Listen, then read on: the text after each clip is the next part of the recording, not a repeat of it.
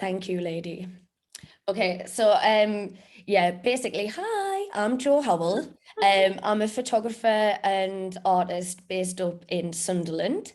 So we're all fairly northern in here, which is pretty cool. You have a little bit of background, Chiara, because you've been following us on Twitter, and I have. I've become a big fan. I know, which is lovely. It's really nice. But obviously, I'll just give a little bit of background, so like of course. Daniel knows who the heck I am and why have I got you all here on Zoom. So yeah, I've been working as a photographer and community artist, teacher, all different kinds of things, project developer. Since 2009, I have my own photographic studio and darkroom in Brogue, and I just do anything and everything. The darkroom hasn't been very much used, obviously due to lockdown situations and things like that. So like a lot of darkroom photographers are kind of moved across to doing cyanotype because it was just easier. We could do it in the house. However, it's you know, the restrictions are lightening. Hopefully we're going to be a little bit you know, safer. Exactly, let's keep everything crossed for that. And so it'll be easier to be in a dark room, and also hopefully be in a dark room with other people as well, because like, that's part of the fun. So I'll just get me presentation up. So I've actually been teaching today as well. I was teaching cyanotype today. I've got a 6-week course on. Right, let's get this on the go. I've always fancied having a go at cyanotypes. I would say definitely just do it, because it's cheap and cheerful. It's really difficult to do it wrong. Like this is a little bit more complex. There's a few more stages to like preparing the area and things like that. I've done some pinhole work in the past. Right. I haven't done any at all, so this is yeah, all new. Oh, that's lovely. Oh, look at that. How cool is that? Is that a Pinhole instant camera? No, it takes a roll film. Lovely. Yeah, we're only halfway through the film, so we haven't developed yet, so it might just be horrible smudges. I made a pinhole camera when I was at school out of a biscuit tin. That sort of kind of worked a bit. Yeah, I mean that's essentially like exactly what we're doing. That's what I take out and teach other people. So I have a dark room tent, so it's like I basically create like a mad festival atmosphere, and we've got like a big, I know, dark room tent, and then like we do workshops outside, so in the summer that's really lovely. Of course, like I say, everything's kind of been on hiatus this year, so I'm hoping to dust off the dark room tents and things in the summer, hopefully. Right, let's have a go at this. So it's good that you've got a little bit of background, and obviously I've seen you've been taking photographs like with your SLR camera and things like that, Chiara. So you've obviously got a really nice background in it. So this is I just don't have an academic, although I've done an MA and I came back and then I did an MA. I never did photography in a linear fashion. So now I'm like backfilling all the things that I never learned over here. So, but it's lovely, thank you. Well, this is the thing, isn't it? It's a new age, and so like, you know, you can listen to some Sunderland photographer rattle on about pinhole photography, whereas, you know, a few years ago we couldn't. There's got to be some silver linings to it. And this is it, great. So this is one of the photographs from a community project. This is the University of Sunderland. I went and set up my darkroom tent on the university field. I did get permission from landowners and everything, just in case you were thinking I was that renegade. I did it properly. I got some permissions. In this case, I took a load of cameras that had been built in other workshops. So the joy of that is obviously, yeah, you get to test them out, see if there's any light leaks, or, you know, if you've maybe goosed your pinhole a little bit, so you can kind of adjust them as you go along. So this, I think, was probably a Bisto gravy pot. And because it's quite like thin, really, you don't get too much distortion going on.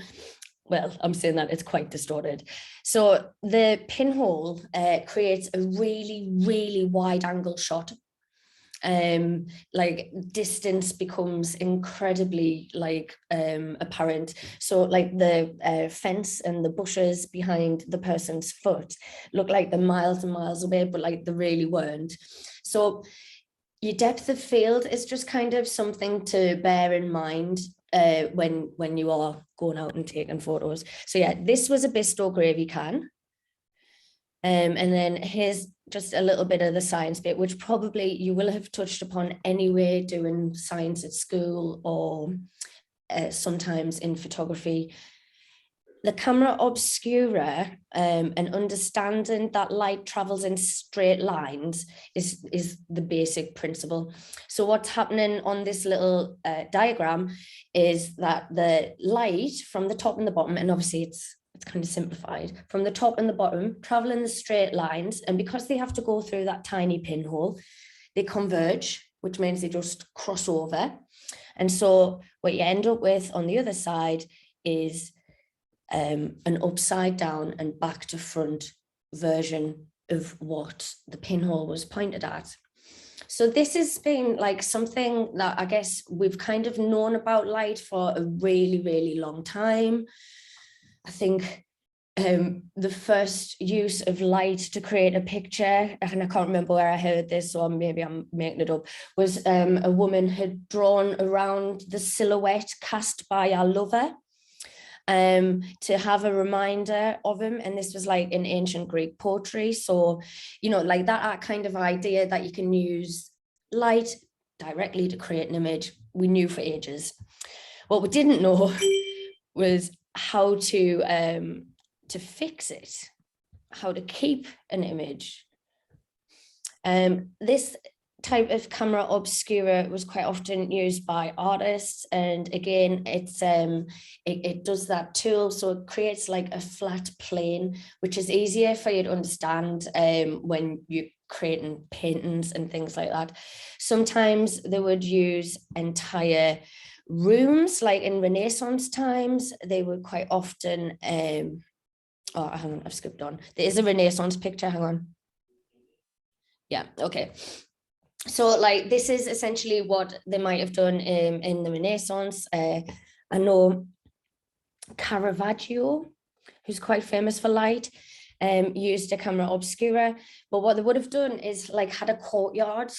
So you would have had like your artist studio and then this lit courtyard outside where you could stage your actors and players and things like that. And then you could work on your painting on the other side, but obviously it would be upside down. So then, yeah, but it's really interesting to think that that kind of fundamental property of light has been known and used by humans for a very long time. Mm. This is Edinburgh camera obscura, which you might have had the chance to go to. This was built in the 1800s, and it was kind of, I guess it was just on the back of rediscovering the camera obscuras and photography that they created these buildings. So the camera obscura in Edinburgh was actually architecturally designed specifically to house this camera obscura. I've never been myself, but it's on the list.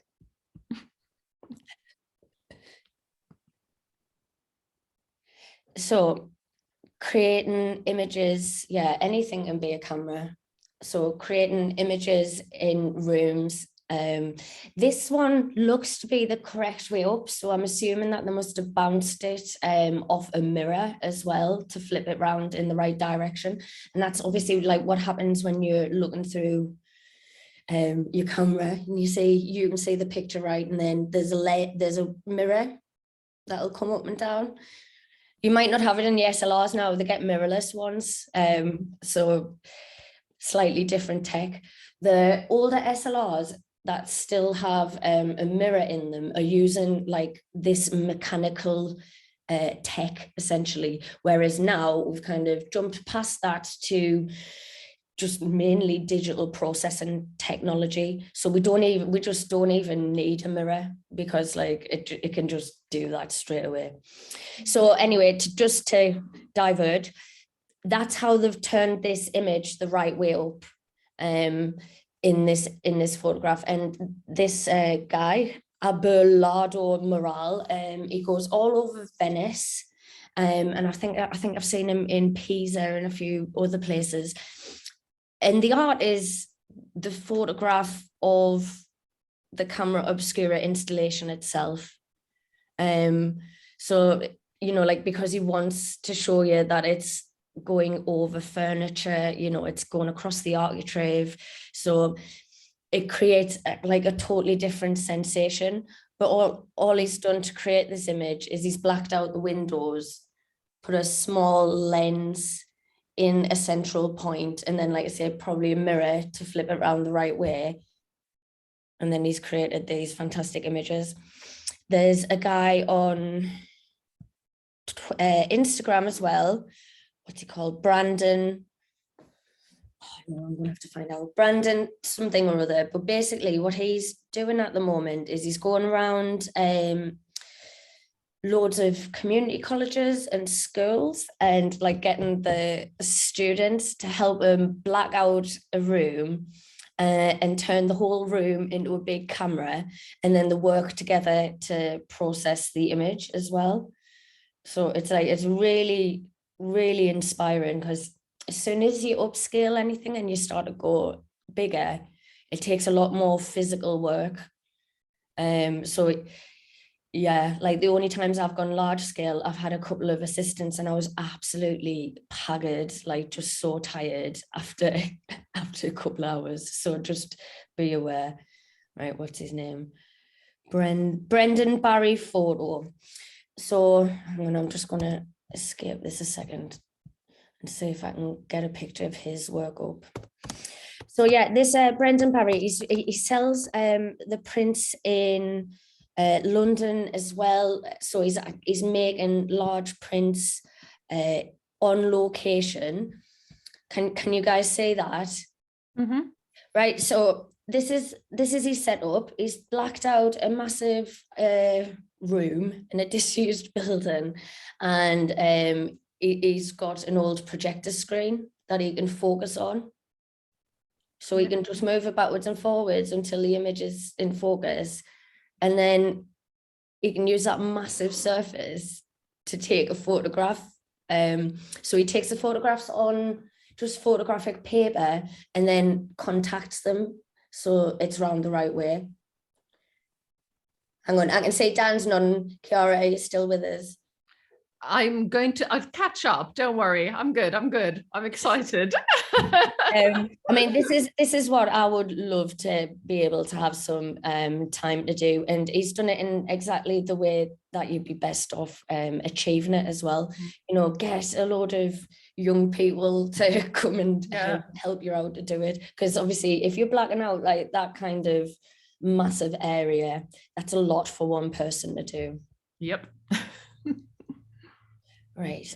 So I have got a video on YouTube. I don't know if I'm going to bore you with it right now. Shall I? It's like a minute. Oh, we'll just do it. 2 minutes.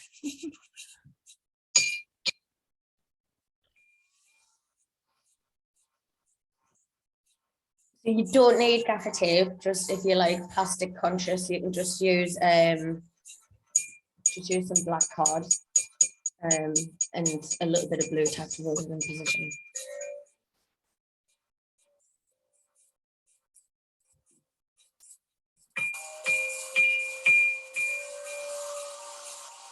So you can see I'm really careful about how I make these things. I'm doing it so slow and carefully. Like Coca-Cola and everything all over the place.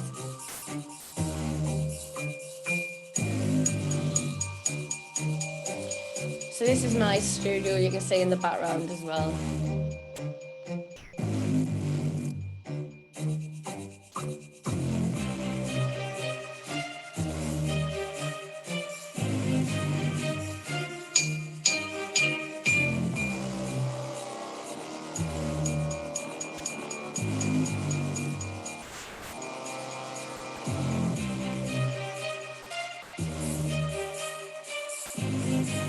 So I left it in the ring pull because I was just like, I'll just push it in, and it was fine. I could get it back out, but you might want to take a tin opener around the edge if you can't get your photos back out.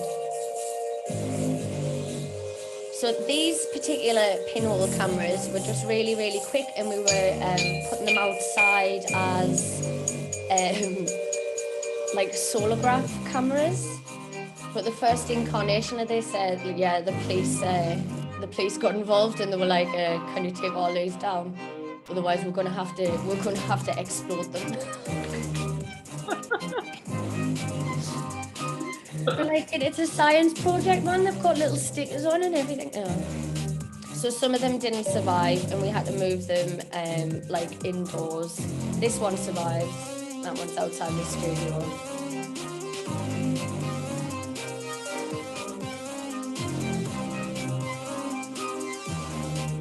So these parking signs, nobody really noticed them. But like I say, if you're putting them out in society, just be aware that people are a bit nervous about terrorism. So Fair enough. Yep. Don't learn the hard way. So yeah, and the cheesy music is made on GarageBand by me and me fella, so apologies for that as well.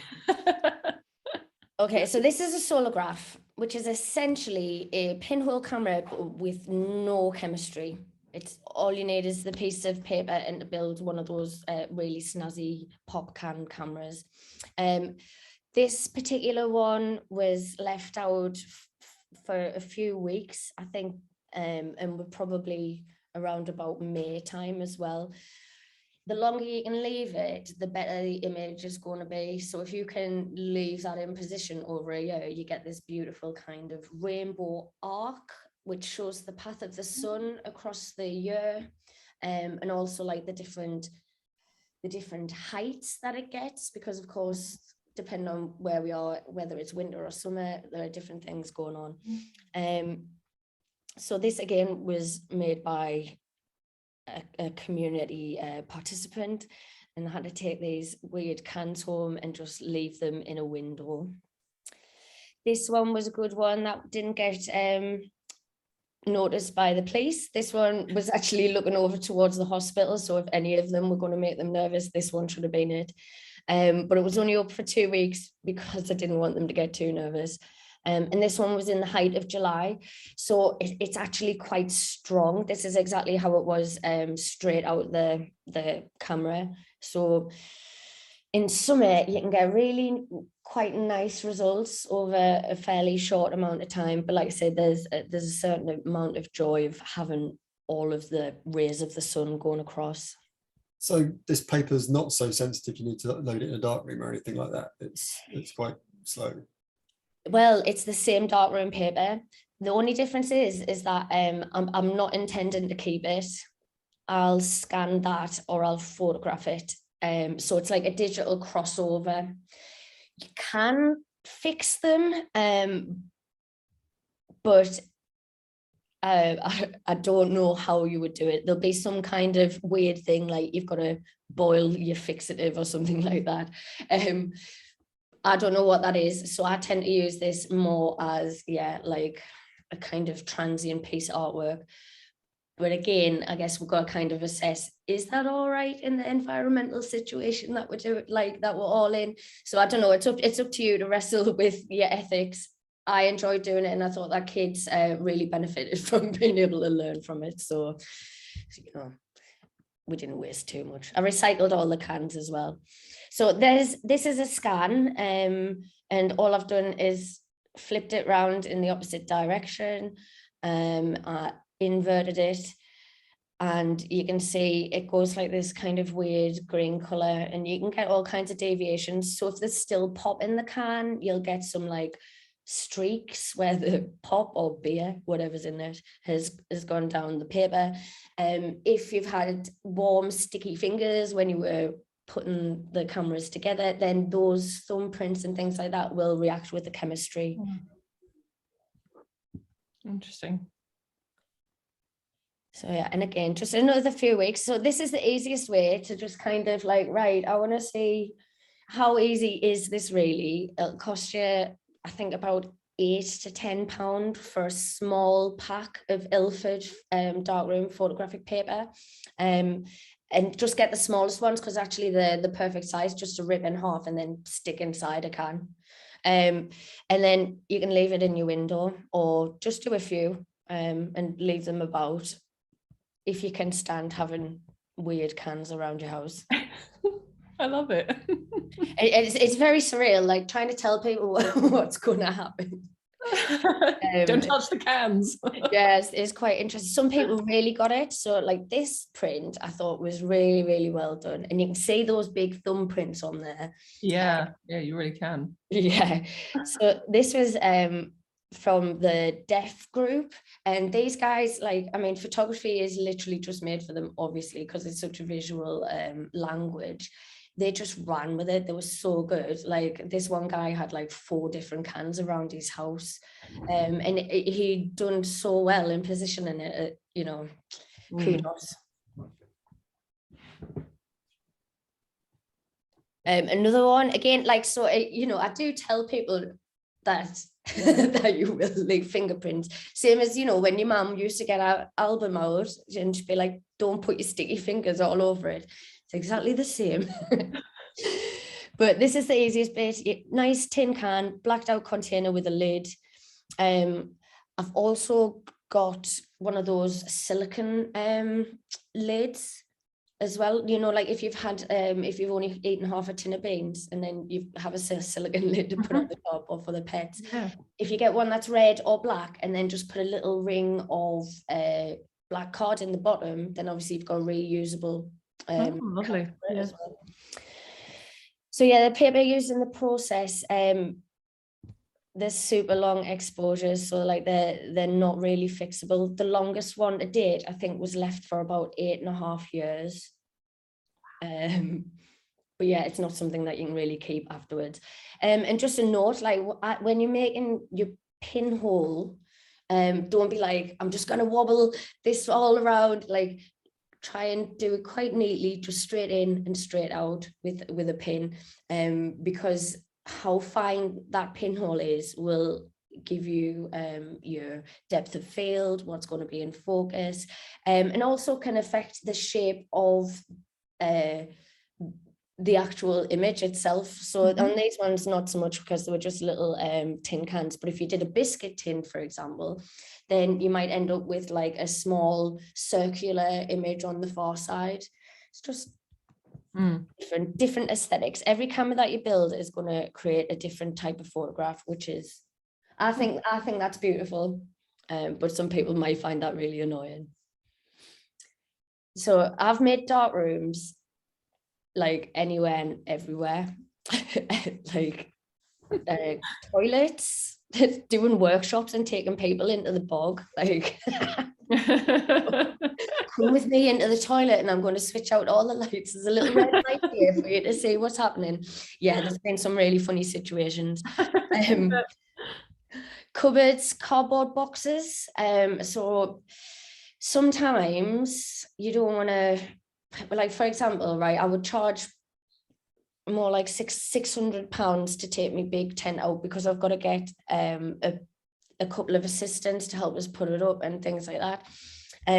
If you don't want to spend £600, I'm going to rock up with a cardboard box and I'm going to build a dark room in a cardboard box.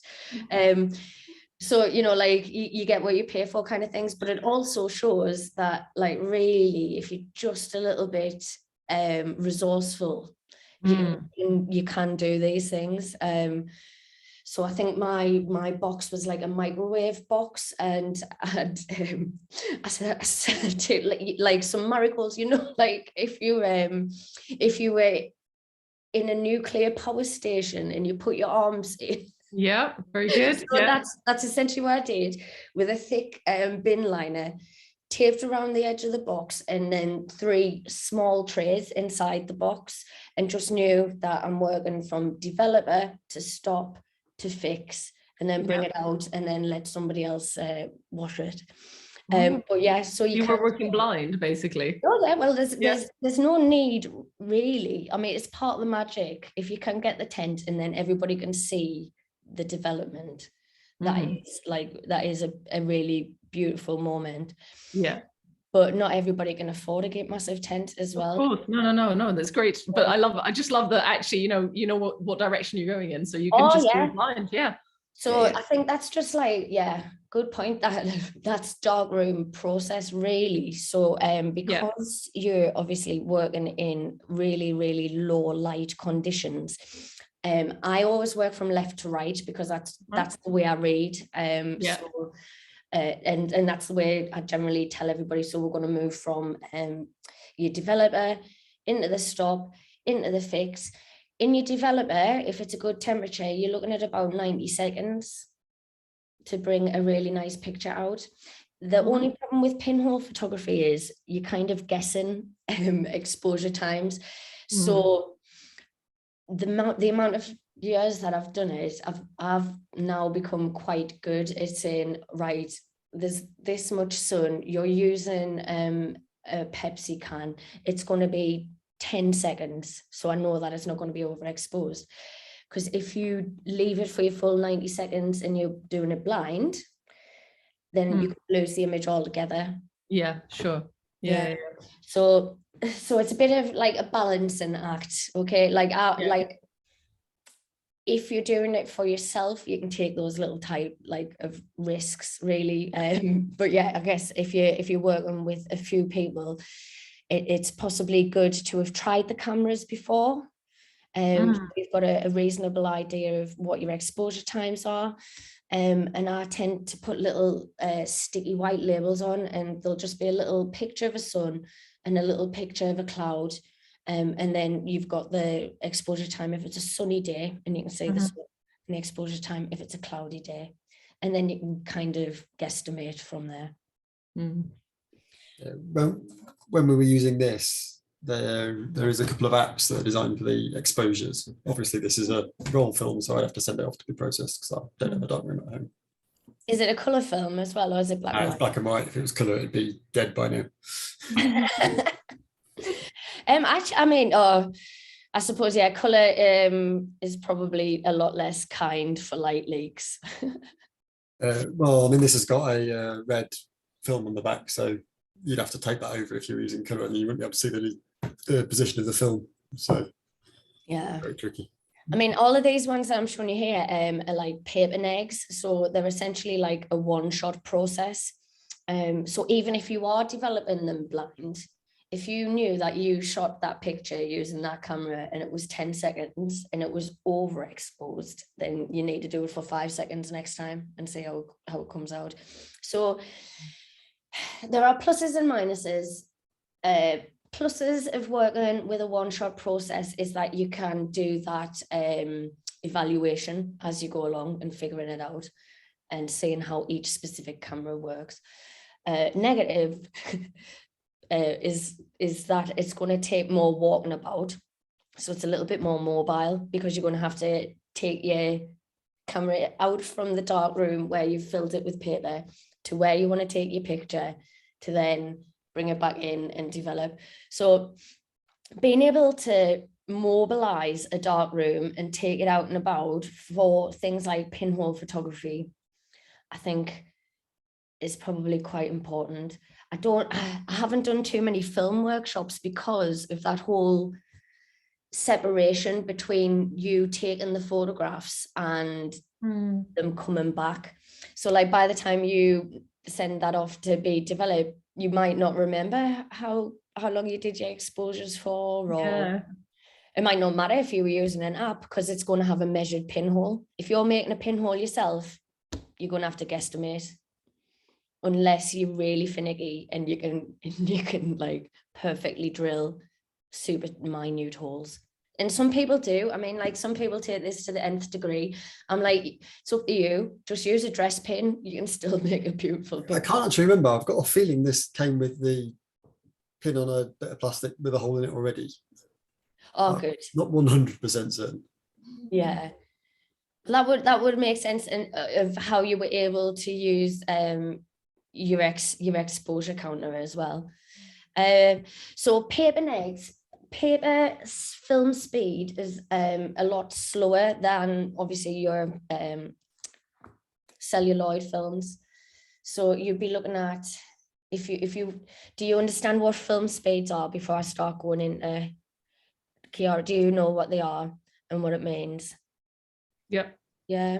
So film speed's exactly the same really as ISO. The difference is that obviously one was dots of emulsion per however much, and the other one, so the smaller the dots, like 400 ASA or 800 ASA, would be like really quite small dots, which creates a larger surface area, which means that there's more of the chemistry to for the light to hit, so you can use it in darker situations. So yeah, 400, 800, that's why you can use it in dark situations.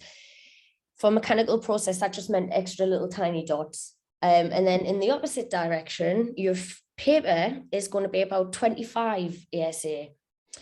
So that's quite a bit different to how sensitive your film's going to be.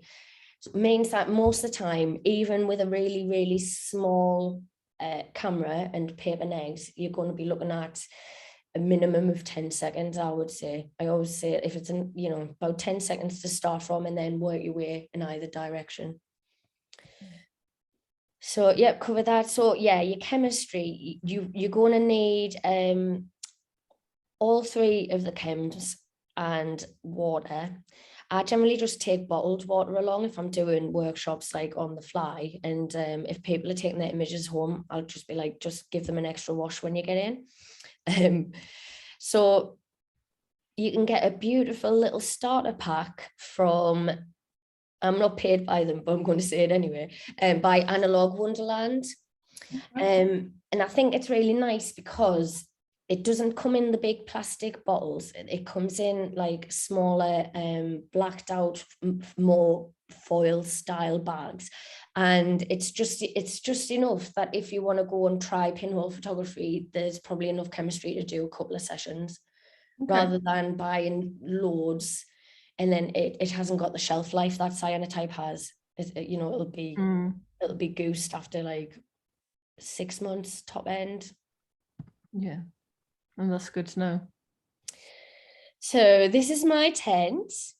It's a hydroponic tent. which goes down a storm. So if you're doing community art, I often think, like you gotta have a bit of performance about you and a bit of fun.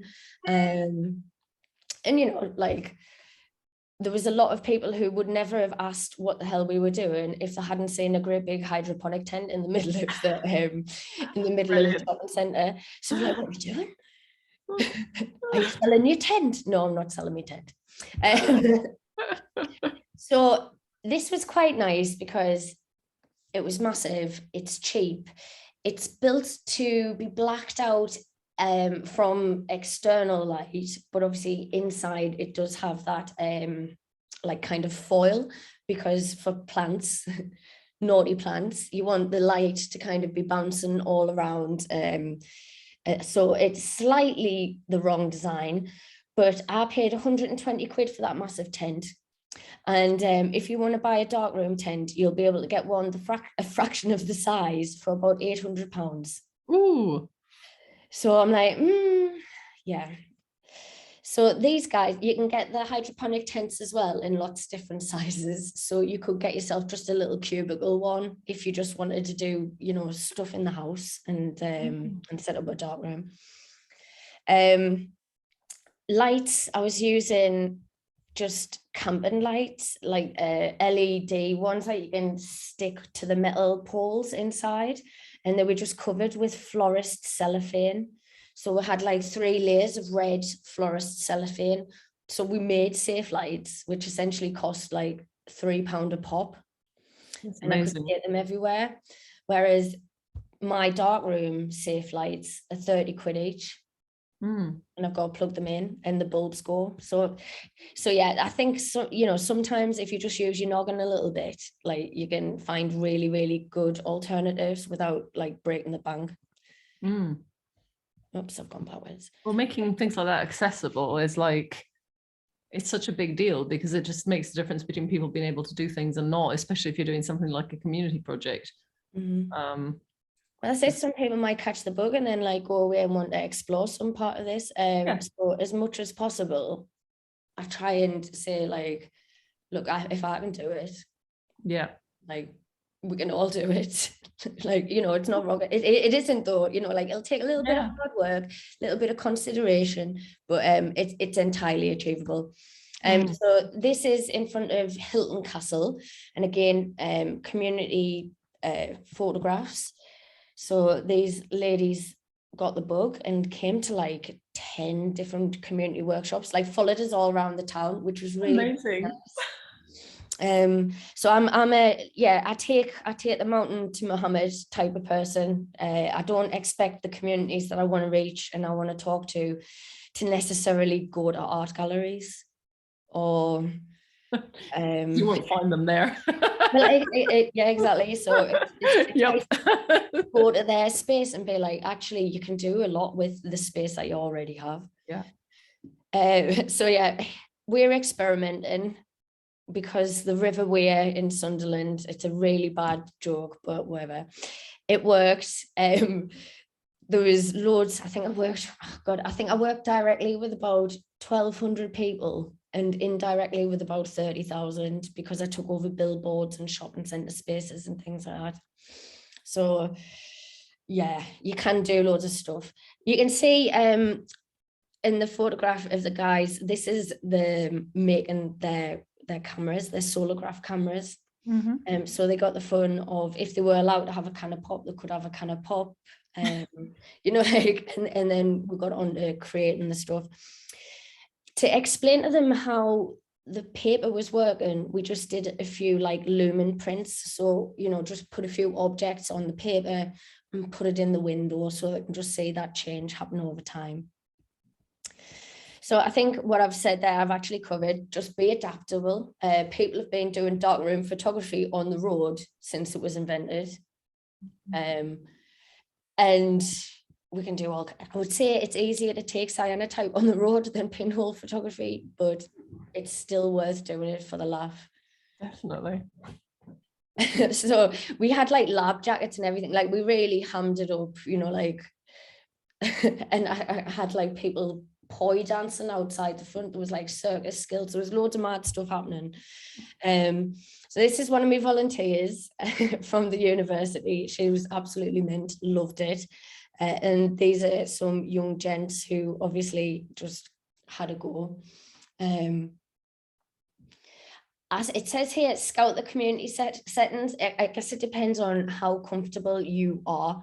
If you know the place where you're going to go and you're like, right, I know I can just stick some cardboard up on one window and I've created a dark room, then that's all right. If you're not entirely sure, you might want to go and scope out the place that you'll be doing any workshops.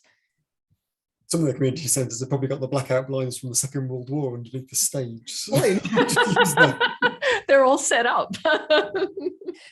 You might be able to see on that picture as well, the cellophane safety light in the background, just hanging above my beautiful assistant's head. Oh yeah. It's just hanging off the metal strips on the top. I'm trying to work out if one of those colour changing light bulbs you can get these days would do. Well, I'm a bit suspicious. The good thing about the cellophane was if it was fogging paper, I just put an extra layer of cellophane on, which you can still do with a coloured lamp, but I would imagine that unless you can turn it right down, yeah, you might be battling to get it low enough. We had like, yeah, really lo-fi red cellophane from the florist. It cost like £1, and we made about 8 safety lights. So yeah, I combined digital and analog process. So using my phone on the fly to create the positive images, because sometimes a lot of people will look at the paper negatives and they can't really get their head around, why is it back to front? Why is the white where I was expecting black? So it can be quite good to quickly show them how they can process it on their own phone as well. That's really quite cool. a lot of people have it. I try to flip between the two. So I'm like, you can make beautiful things by hand, but then you can also really easily digitize them and make like loads of other really cool stuff as well. Yeah. But that's really sort of from my perspective, which is very much about, well, experimenting for myself, but then the sort of idea of working with communities. It makes such a difference to have things that are in a different medium, so that if something doesn't grab a person, then you can show them how they can do something in an area that maybe actually they're probably better skilled than you are, as any teenager with a phone is these days. You're just like, you find the right app. You have a better chance of finding it than I do, you know?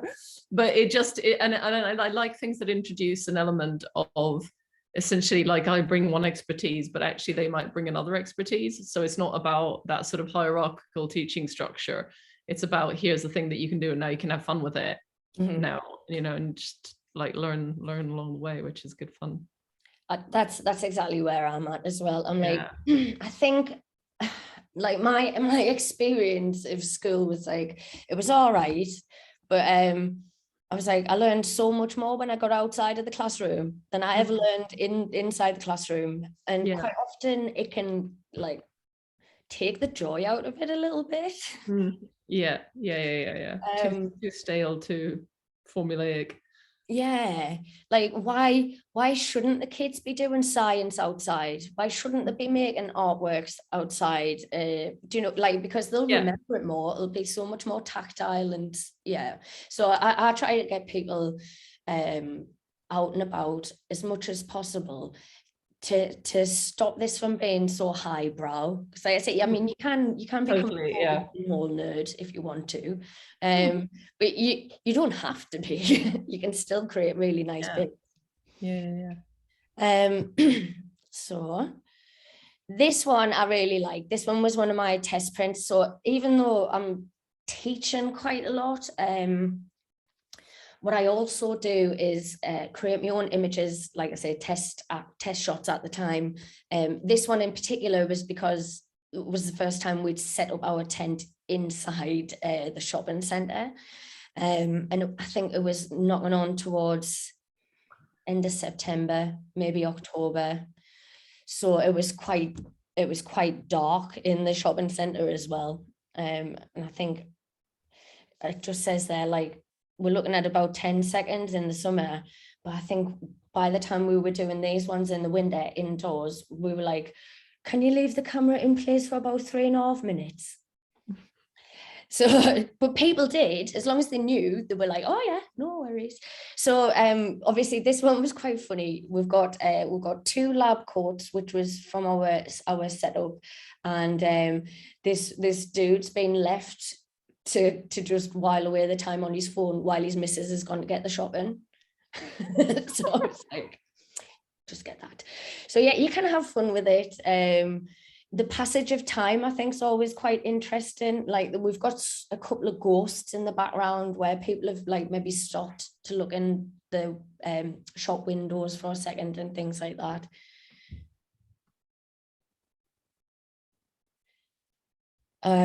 So we kind of covered that. Make sure it's on your own property if you're going to put it out there. So I did have a little read about it afterwards. And one of the first pinhole photography projects, like a solargraph like these ones, was done in Manhattan, and they put the cameras on the Manhattan Bridge, and it had to be closed down because they caused a bomb scare. So yeah, just be extreme, just be aware, you know, like, people get nervous if they don't understand what things are. So if you put them in your back garden or in your window or whatever, nobody's going to bat an eyelid. So yeah, these 2 images are done on exactly the same paper. One image has been scanned, they've both been scanned and turned round to a positive image. The one on the left-hand side is the solargraph that was maybe done for a week or so. And if you can see this wiggly red line that goes all the way across, that's when kids were bringing out the cameras and she hadn't put her hand over it. So there's a bit of sun is getting in as she's going along, and then we've put it in place. So we've just kind of got this weird light writing trail, which I think is quite nice. So yeah, two completely different types of image, same paper, same camera style process, but one's been fixed and one isn't fixed.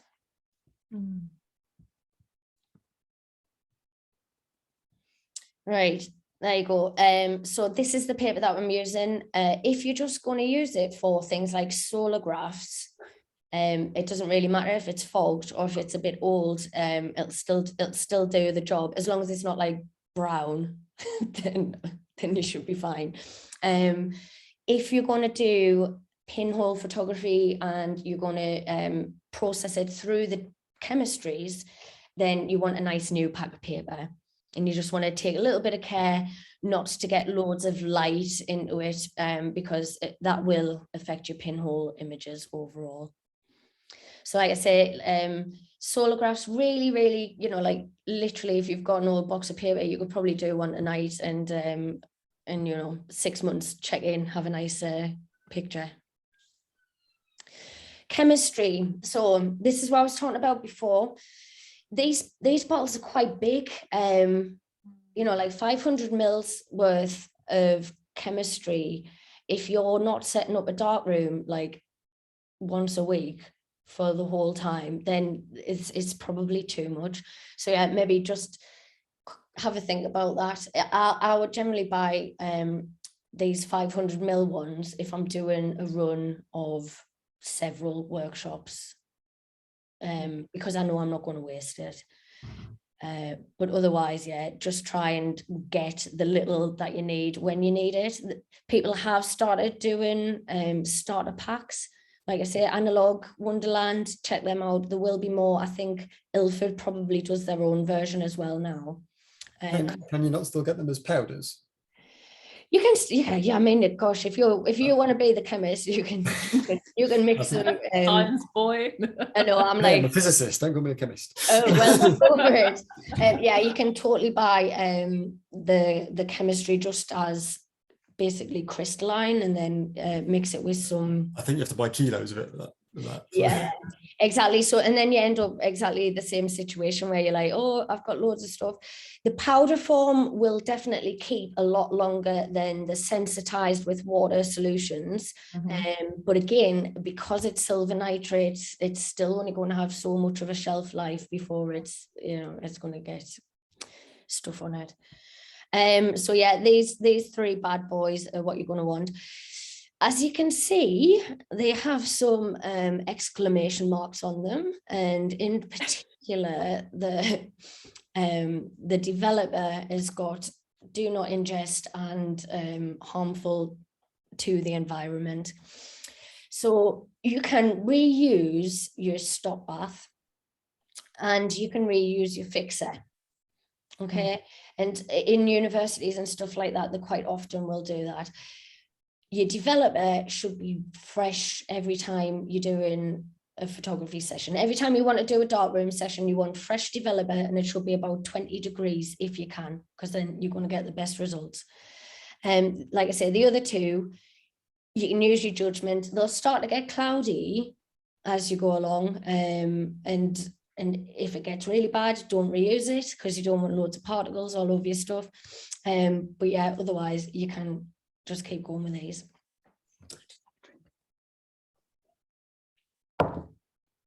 So some other cool dudes who are sciencey and aren't me, have been working, what are they called? I think they call this the Sustainable Darkroom, and they're based in Leeds. They have been convenient. Convenient for a Leeds person. Well, It's very convenient for me, yes. yeah. So I mean, like, again, it's just making communities now, because we can all talk to each other via Zoom and stuff like that. You can attend like their sustainable printing workshops and stuff without having to go to the garden. They have a full sustainable printing garden where they make their own developers out of things like mint and I don't know, other stuff. But Amazing. using these chemistries, these awful chemistries, what happens is we have like heavy metal particulates that end up in the solutions. So what I do with my stuff is it goes through a sump. So essentially it just has enough time to settle, and all of those horrible heavy metals drop to the bottom before the water goes back into the water table. If you're doing loads of this, it's something that you have to kind of think about, because it is, you know, it's not good for the environment. But these guys in the sustainable darkroom reconstituted the lost silver and made jewelry out of it. Oh, I know, like, don't ask us, that? I've never done it, but yeah. So some kind of electroplating style thing, I would imagine. And yeah, managed to take silver back out of the spent chemistry, and then worked with a jeweler to make jewelry out of it. Madness. Right, there's another excellent camera. That's also my silicon cover. I've just put a little finger hole in it, because if it goes inside the tin, I couldn't get it back out. So as long as most of it is covered, then you're not likely to get a massive light leak in it. So there you go. That was the Bain camera to create the solargraph.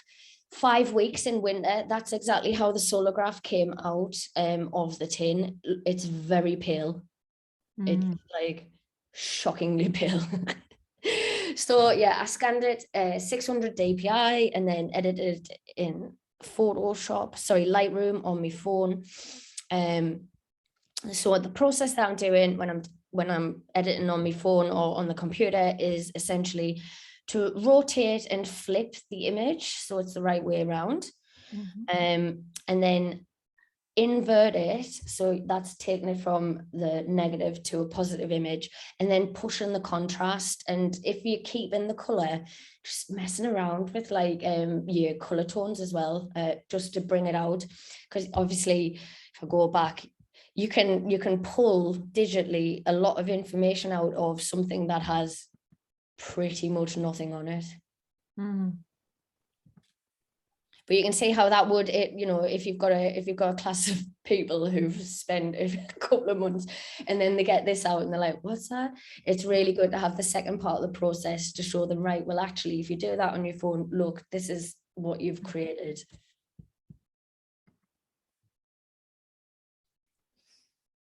So yeah, again, just about editing the photography. I quite like some of the negatives as they are. That's the fine artist in us. I quite like that kind of weird distortion. It makes the world look a bit alien. But obviously, if you do want to flip them around the right way, just do what I did there. Yeah, sticky labels. So I've got probably about 100 different size tins, and because people have been making them with me since 2015. I'm just a glutton for punishment. I can't help it. It is like being a magician. You show people how to do this and they're like, what? Because especially like younger ones who were just being so used to everything being on the phone. So this kid is a homeschool kid, and I had loads of them started coming to the sessions because obviously it's kind of science as well. I'm going to use that term loosely. So this was a lovely Instax picture that I got of him and his mum, and they're standing in front of the camera that they used to take the photograph on the other side. And he wanted to mess with the idea of time, so he's made two of himself. He split the time and stood on either side. So I take instant cameras everywhere as well, because I work with people, and everybody loves an instant photograph. As soon as the instant camera comes out, everyone's like, oh, can I have one as well? So if you're writing for a project, maybe just consider like writing something like that in as well, because it's a fantastic little social contract. You know, like you can just take two. If if the funding's paying for it, take two, you keep one, and they take one home. Absolute blinder. That's awesome. And that's it. There we go. Right, you've probably got some questions. Or possibly I might have bamboozled you. I do have questions, but I've also got another meeting in 5 minutes, so I think I'm going to dash straight off. Thank you very much, though. It was very interesting. No worries. Nice to meet you. And you. Bye, Dan. Take care. Bye, Kiara. Good to see you. I'm a little bamboozled, but in the best possible way, Yeah. in the sense that I'm excited about the possibilities. I might do a bit more experimenting with cyanotypes, seeing as I'm in that zone, and then tackle this one next. But it's really, really lovely just to see. I think it's one of the assets of the courses that you do is just how accessible you make them in terms of cost as well. Just having the presence of mind to think that it's a bit like, with wedding photography, the moment you add wedding to anything, it triples the price. Yeah. Well, same with photography, isn't it? The moment you add photography to tent, it triples the price.